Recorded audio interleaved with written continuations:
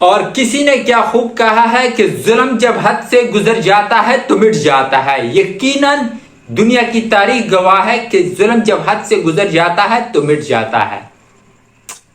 شیخ حسینہ اور شیخ حسینہ کا پروگرام جاری رہا یا پروگرام ختم ہو گیا؟ پروگرام شیخ حسینہ کا بڑھ گیا. وہ ایسے کہ طلبہ کے جلوس نے یا طلبہ کے احتجاج نے جولائی میں جو شروع ہوا تھا کوٹا سسٹم کے خلاف، گورنمنٹ جابز بنگلہ دیش میں 30% جو کہ مختص کی گئی تھی فریڈم فائٹر کے لیے، مطلب جن لوگوں نے، جن کے والدین نے یا جن کے دادا اور دادیوں نے 1971 میں فریڈم فائٹر رہے ہیں، ان کے بچوں کے لیے 30% نوکریاں جو ہے وہ گورنمنٹ دیتی تھی کوٹے سسٹم کے تھرو ان کے بچوں کو یا ان کے پوتوں اور پوتیوں کو. تو اس کے خلاف طلبہ نے احتجاج کیا ایک چھوٹا سا کوٹا سسٹم کے خلاف کہ یہ ختم ہونا چاہیے، بلکہ اب میرٹ پر بھرتیاں ہونی چاہیے، جس پر گورنمنٹ کا ان کے ساتھ کوئی اچھا برتاؤ نہیں رہا اور طلبہ کو بجائے ان کی بات ماننے کے انہوں نے مارنا شروع کر دیا. پہلا بچہ آپ کو یاد ہوگا جب مرا تھا تو وہ جلوس جو ہے، وہ احتجاج جو ہے رنگ لے آیا اور وہ بڑھ گیا. اس سے اسٹوڈنٹس میں بہت زیادہ غصہ پایا گیا اور بھی اسٹوڈنٹ نکل آئے جو نہیں چاہتے تھے احتجاج کرنا، وہ بھی نکل آئے. پہلی گولی لگی، بندہ کھڑا رہا، دوسری لگی، تیسری لگی اور آخر کر دم توڑ گیا وہ بچہ. اب تک 280 کے قریب طلبہ جو ہے وہ اس میں مر چکے ہیں ان احتجاج میں. وہ احتجاج کرتے کرتے اگست کے مہینے تک آ گیا اور وہ رنگ لے آیا سول نافرمانی تحریک کی شکل میں. وہ چھوٹا سا احتجاج یہاں تک آ گیا.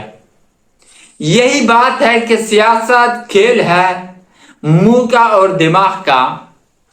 ایک ورڈز آپ کے منہ سے نکل جائے وہ آپ کو ہیرو بنا دیتا ہے، اور وہی ایک ورڈ اگر اسی منہ سے نکل جائے دوسرا، وہ آپ کو زیرو بنا دیتا ہے. جی ہاں، شیخ حسینہ جو کہ طویل عرصے تک رہنے والی وزیر اعظم بنگلہ دیش کی، شیخ مجیب الرحمان کی بیٹی صاحبزادی، بنگلہ دیش کی سابق وزیر اعظم، صرف اس بات کی وجہ سے کہ ان کے منہ سے نکل گیا تھا کہ یہ جو لوگ ہیں جو احتجاج کر رہے ہیں یہ طلبہ نہیں بلکہ دہشت گرد ہیں، وہی بات ان کو کھا گئی اور وہ ہیرو سے زیرو بن گئی. مطلب ان کو مستعفی ہونا پڑا، استعفیٰ دینا پڑا.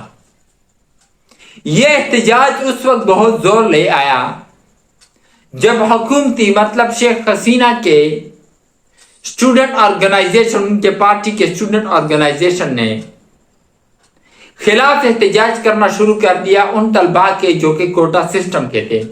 اور دونوں اسٹوڈنٹ آرگنائزیشن میں بہت زیادہ جھڑپیں شروع ہو گئی اور کافی موت بھی ہوئی، مر گئے لوگ، اور ساتھ میں کافی سارے زخمی بھی ہو گئے.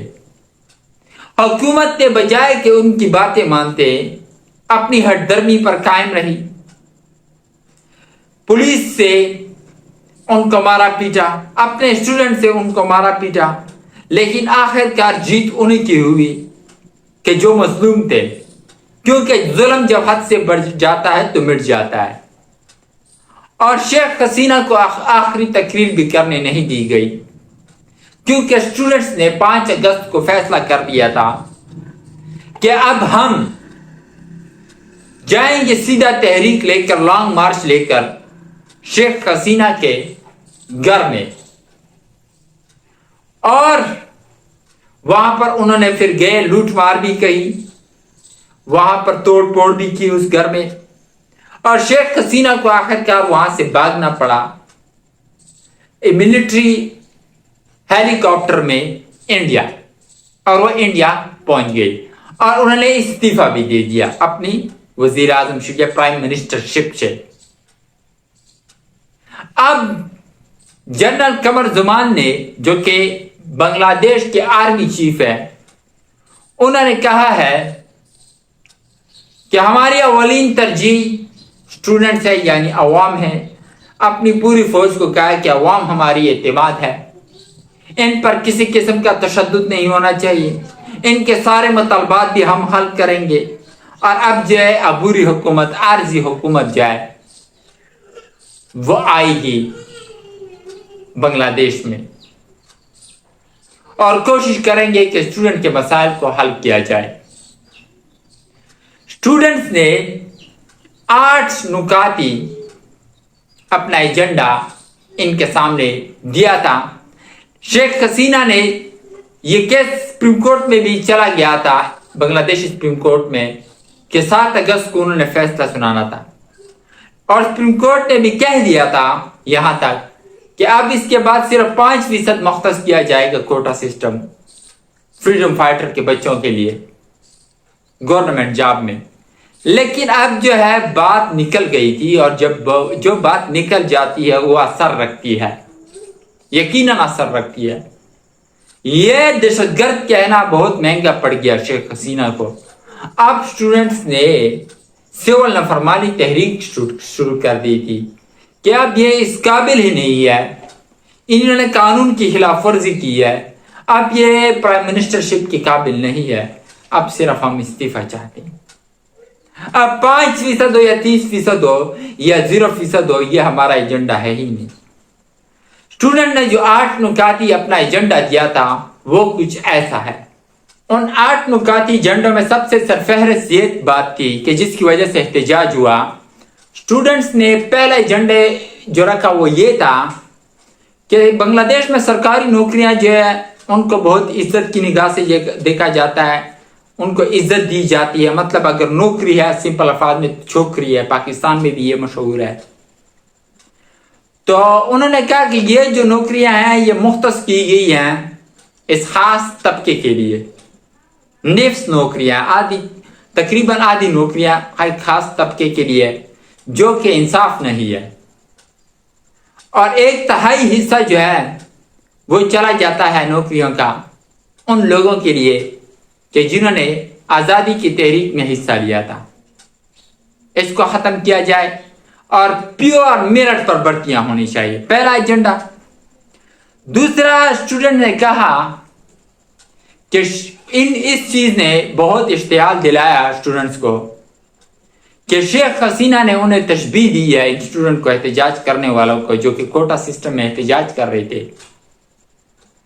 کہ یہ وہ لوگ ہیں کہ جنہوں نے 1971 میں بنگلہ دیش کی آزادی میں پاکستانی فوج کا ساتھ دیا تھا یا پاکستانی لوگوں کا ساتھ دیا تھا اور تحریک میں حصہ نہیں لیا تھا, اور ساتھ میں یہ بھی کہا کہ یہ لوگ دہشت گرد ہیں. اور یہ ورڈز ان کے لیے یوز کیا جاتا ہے بنگلہ دیش میں کہ جنہوں نے پاکستان کی فوج کا ساتھ دیا تھا اور آزادی کا ساتھ نہیں دیا تھا, فریڈم فائٹر کا ساتھ نہیں دیا تھا. تو انہوں نے اس چیز نے بہت اشتعال دلایا تھا اسٹوڈنٹس میں. یہ دوسرا پوائنٹ تھا کہ اس پر معافی مانگنی چاہیے. اور یہ احتجاج بہت زیادہ زور تب لایا جب عوامی لیگ یعنی حکومتی لوگوں نے, جو کہ اسٹوڈنٹ آرگنائزیشن تھی شیخ حسینہ کی پارٹی کی, وہ نکل آئے اور یہ جو اسٹوڈنٹس تھے کوٹا سسٹم کے خلاف مظاہرین جو تھے ان کے خلاف پتھراؤ شروع کر دیا اور ان کے ساتھ لڑنا شروع کر دیا, اور بہت سے لوگ جو ہے زخمی ہو گئے. تو یہ احتجاج بہت زیادہ زور لے آیا, کیونکہ ایک تو وہ مظلوم ہے, ایک تو وہ آپ سے گلا ہے, شکوہ ہے ان کا, اور اوپر سے آپ انہی کو مار داڑ بھی رہے ہیں. تو آخرکار ظلم جب حد سے بڑھ جاتا ہے تو مٹ ہی جاتا ہے اور پروگرام بڑھ جاتا ہے. آخرکار جو اسٹوڈنٹ نے اپنا یہ 8 نکاتی ایجنڈا ان کے سامنے رکھا, اور 7 اگست کو سپریم کورٹ نے بھی اس پر ہائرنگ کرنے کی کہ شیخ حسینہ نے بھی کیا کیا تھا کہ آپ سپریم کورٹ جانے, کہ اگر وہ اس کوٹے سسٹم کو رکھتی ہے یہ کوٹے سسٹم کو ختم کرتی ہے، لیکن اس سے پہلے ہی جن کے سامنے انہوں نے اپنا ایجنڈا رکھا تھا انہوں نے مان لیا تھا کہ ٹھیک ہے اب اس کے بعد 5% جو ہے کوٹا جو ہے وہ مختص کیا جائے گا فریڈم فائٹر کے لیے اور ختم کر دیا جائے گا 25% 30 میں سے۔ لیکن اب بات نکل چکی تھی تیر کمان سے نکل چکا تھا، اب کوئی حل نہیں تھا۔ اسی لیے تمام سیاستدانوں سے کہنا چاہوں گا دنیا کے کہ جب بھی اگر آپ سیاستدان ہیں یا سیاست کے شوقین ہیں، سیاست سے پہلے اور سیاست کے بعد اپنی زندگی پر گہری نظر رکھیں، کبھی بھی ایسا ورڈ یوز نہ کرے جو کہ انسانوں کے خلاف ہو، اپنے ملک کے باسیوں کے خلاف ہو، دیش بھکتوں کے خلاف ہو۔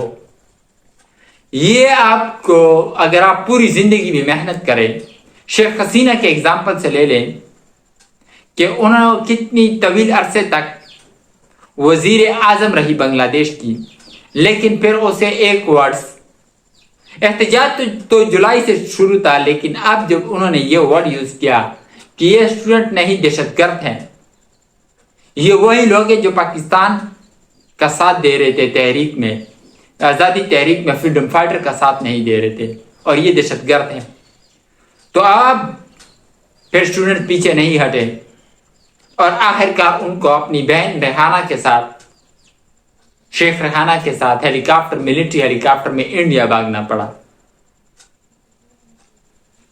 تو شکریہ۔